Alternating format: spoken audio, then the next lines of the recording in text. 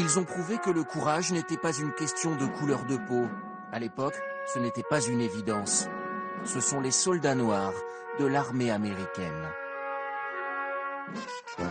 En décembre 1917, les hommes du 369e régiment d'infanterie jouent du jazz sur le bateau qui les emmène en Europe, impatients de combattre.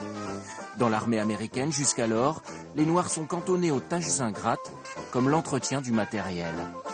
En 1917, les Américains refusent que les Noirs soient intégrés pleinement dans l'armée, et pour une raison simple, c'est parce qu'ils se disent si les Noirs combattent comme tous les Américains, eh bien ils vont demander les droits de tous les Américains. Mais la France a besoin de tout le monde sur le front.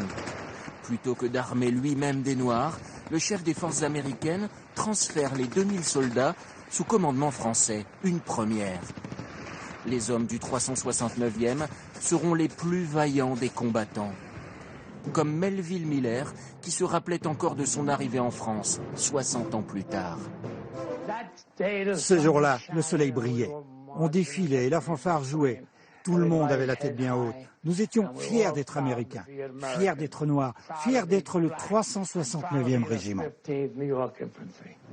Ils vont même se faire un nom de guerre, les Diables Noirs. Le régiment passe 191 jours au front.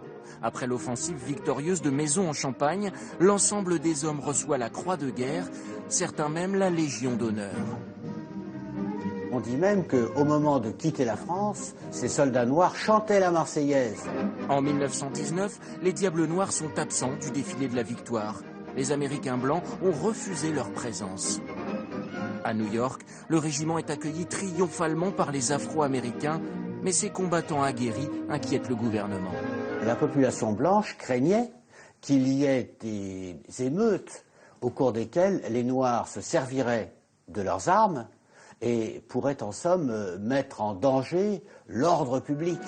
L'égalité entre Noirs et Blancs prendra encore du temps, mais les 2000 soldats noirs américains auront montré le chemin.